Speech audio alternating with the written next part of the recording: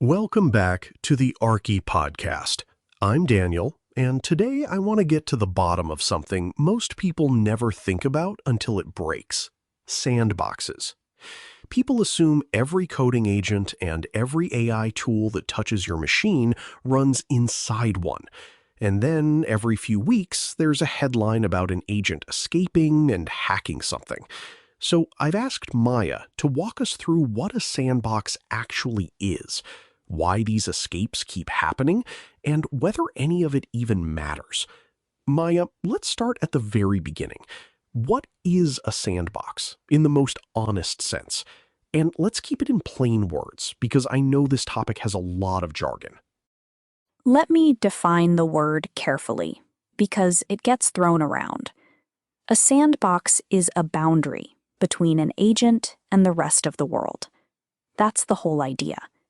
The model and the code it generates can run, but they can only touch the little box you gave them. They cannot read your whole file system. They cannot reach your bank. They cannot see your production keys. So when you hear the word sandbox, think of it as a fence. And the fence is the subject of everything we're going to talk about today. And a fence implies something on the other side of it. What's the thing you're actually protecting? This is where I want to make the first honest point, because almost all public coverage gets it wrong. A sandbox is protecting two very different things at once, and those two things fail in two completely different ways. If you keep them separate, the whole conversation becomes much clearer. If you smush them together, you end up believing the technology is broken, when it often is not. So before we look at any specific incident, we need that separation in place. Okay, so let's pull them apart. What's the first kind of failure? The first kind is what I'd call an ops mistake, not a security defeat. In July, OpenAI and Anthropic both went public about models that reached the internet and hacked real targets. But the models were running during security evaluations, and they were running without the safety guards that the public models ship with. So the key thing is that this happened inside a testing setup at a third-party evaluation company, not in a product. It's a problem with the testing harness, not a problem with the sandbox boundary itself. So those big, scary headlines were essentially a testing mishap. But you said there's a second kind of failure that's different. What's that one? The second kind is the real one, and it's the one worth worrying about. In April, a security firm called Unit 42 published research on AWS's Sandbox for code interpreters. They found a genuine way to break the network boundary. The Sandbox allowed the code to make DNS queries, and the researchers smuggled data out through those queries. They also found a way to pull cloud credentials out of the metadata service. That is a real break in the fence. That is not a testing mistake. It's an actual weakness in the boundary, and it's the kind of thing the whole field is worried about. So we have an ops failure and a genuine breakout. That's a useful separation. Now, when a boundary actually gets broken, what are the attackers going for? This is the pattern that reframes the entire field, and I want to make it concrete. In a report from VentureBeat, researchers studied 6 attacks against coding agents over 9 months, and the finding is striking. Every single attacker went for the credential, not the model. They did not try to break the AI. They tried to grab the key that the AI uses. And once you see that, agent security becomes a different problem. It's an identity and boundary problem, not a model problem. You are protecting a fence between a capable tool and the keys to the kingdom. Why is the credential the prize, and not the model itself? Because a credential is portable, and it does something. If you steal a token that can write to a repository, you can now write to that repository. The model can't do anything by itself. It's a machine that answers to whoever holds the key. So the attacker learns that the key is the value. And in these 9 months of attacks, nobody tried to break the intelligence. They all went for the plumbing around it. That's the pattern that reframes how you think about agent security. So the attackers are all going for the keys, which brings me to the part that actually confuses people. The industry can't even agree on what the wall should be built out of. Can you walk me through the options? There are 3 main materials, and the choice is really a bet on which bug you'd rather defend against. Let me start with the first, the language-level isolate. Cloudflare pushed this hard with a product they call dynamic workers. Agent code runs in a V8 isolate, which is basically a single JavaScript runtime sharing one process. That's much faster and much cheaper than running a whole virtual machine, because you're not launching an entire operating system. You're launching a sandbox. And it's fast, so it fits low-risk work well. Fast and cheap sounds great. What's the catch? The catch is the isolation strength, and Cloudflare is honest about it. A V8 isolate shares one process. So if an attacker finds a bug in that runtime, the blast radius is a single isolate. Cloudflare's own argument is that this is better than a whole host kernel getting compromised because the damage is contained to one box. But they concede that bugs in these runtimes are more common than bugs in hypervisors.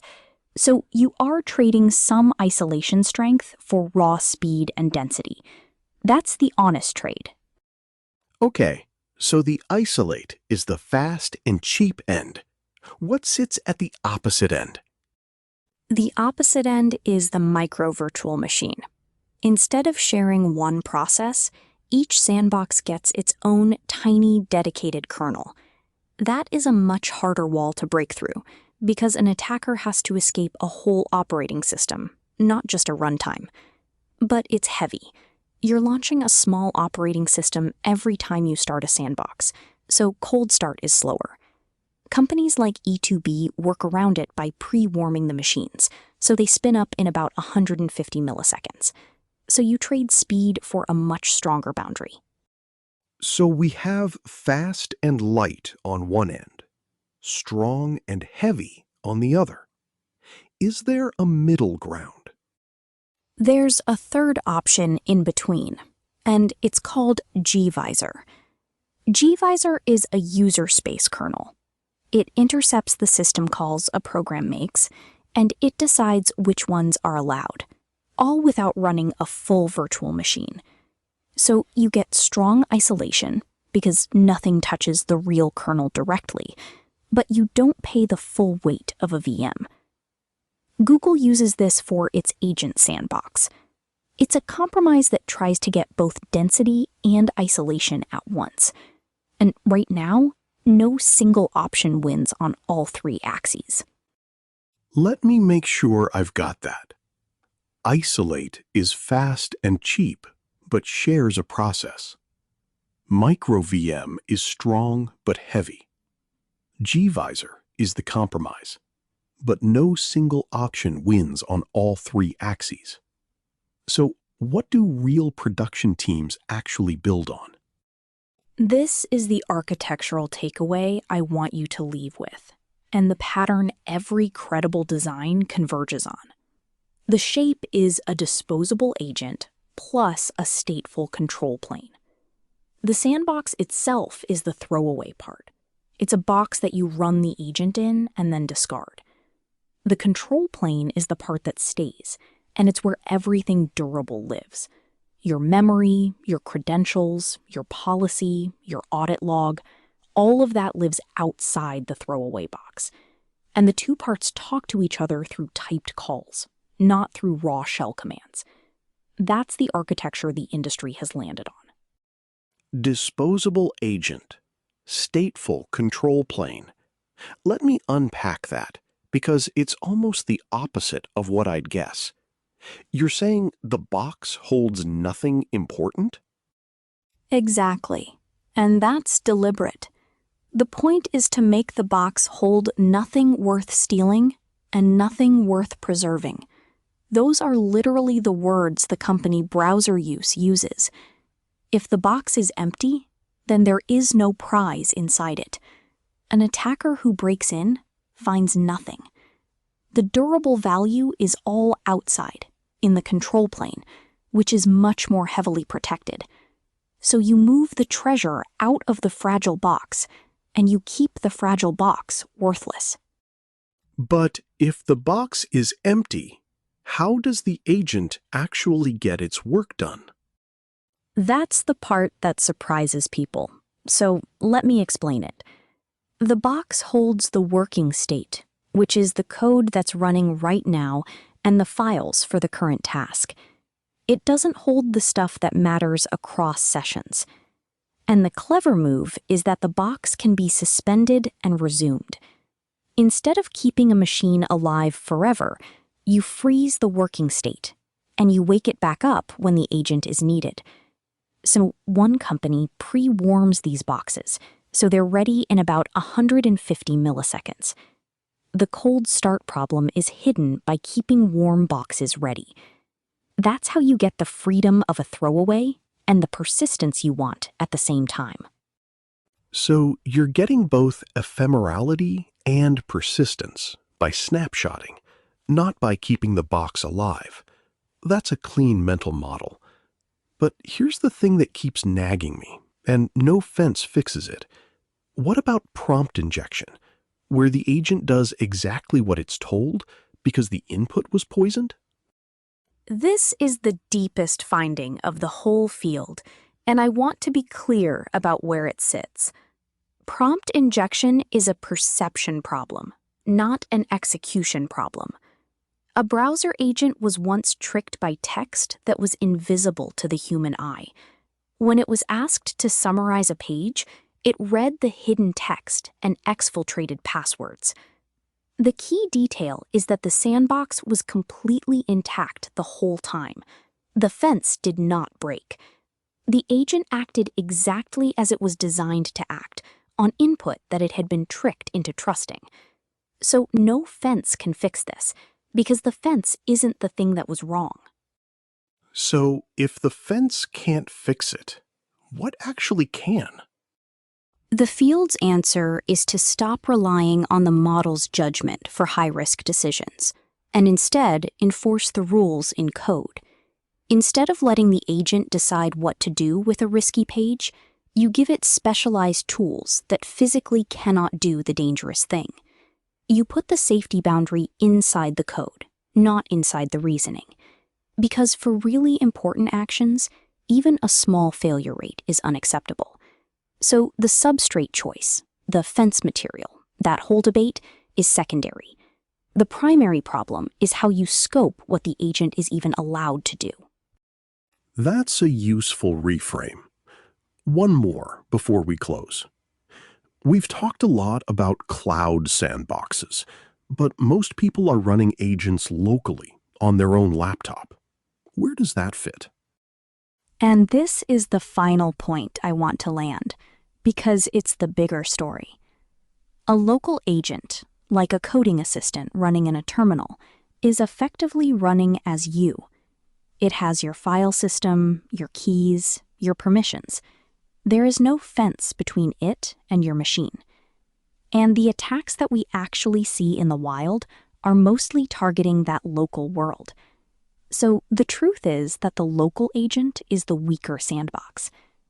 The cloud sandbox, for all its trade-offs, at least gives you a real boundary and a control plane that can enforce rules. The local agent never had that boundary to begin with. That's a strong claim, but it still surprises me that a local agent is the easier target because it feels like it's on your own machine. How is an attacker even getting in? This is where the clever part comes in, and it's the insight that changes how you think about escapes. In most of these local agent attacks, the agent does not break the fence directly. Instead, it writes something that a trusted program outside the fence will later run. For example, an agent might write a configuration file that a tool automatically executes, or a small script that gets triggered. The agent just crafts the content. A different, trusted component does the dangerous thing. So the escape happens because the thing that trusts the agent's output is larger than the sandbox itself. The fence was never the only way in. So the trust boundary is bigger than the sandbox boundary. Let me make sure I understand with a real case. There's a concrete example that makes it click. One agent tool had a feature where a settings file could ask for permissions to be bypassed, and that setting was resolved before the safety check happened. So a malicious instruction could flip a switch and quietly remove the guard. That is not a broken fence. The fence was fine. It's a configuration file that a trusted component honored without asking. And once you see that class of attack, you understand why hardening the sandbox material alone never fully solves the problem. The trust that lives outside the fence has to be fixed too. So the honest summary is that the eval stories were testing mistakes. The real breakouts chase credentials. The industry is betting on a disposable box, and the perception problem is the hard one. Did I get it? You got it exactly, and that's the clean way to think about it. Keep the two failure classes separate. Remember, the attacker goes for the key, not the model. Build the disposable box and protect the thing outside it. And understand that the hardest problem, the perception one, is not solved by a stronger wall. That's a clear way to close it out. Maya, thank you for walking us through all of this. Thank you for having me. The takeaway is, don't fear the fence. Fear where the keys are kept.